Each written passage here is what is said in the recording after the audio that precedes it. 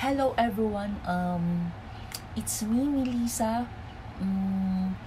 Tawagin nyo na lang po ako sa shortcut na Mel, if trip nyo, or kung gusto nyo, pangalan ko po dito sa bahay, Lizelle. So, welcome back to my YouTube channel. So, for today po, meron po akong i-open up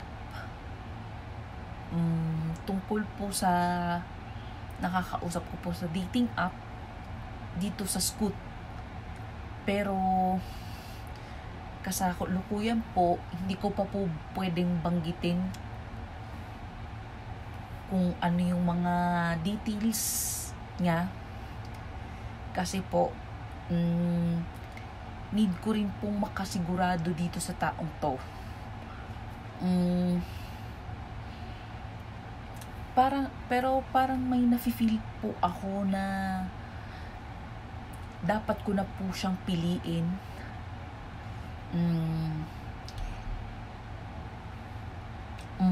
Kasi po, feeling ko rin po pinapatunayan ng mundo sa akin na tama po si Jonas na wala pa pong assurance kung kailan po kami magkikita.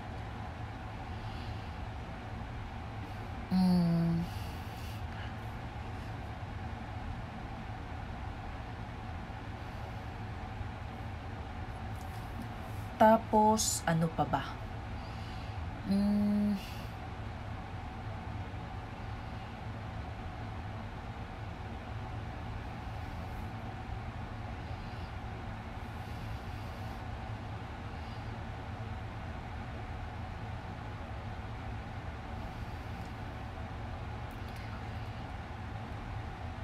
Pero po, ayun. Pero po, parang may nagpapaalala rin po, may bumubulong din po kasi sa isipan ko na hindi pa muna po pwede hanggat hindi pa po ako hanggat di pa po ako maaaring magpaalam kay Jonas na may nakilala na ako sa dating app na Scoot. So, yun po.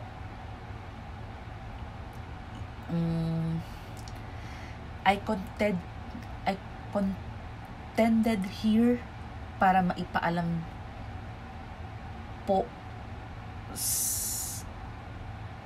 dito. Yun lang po. So, that's all for today.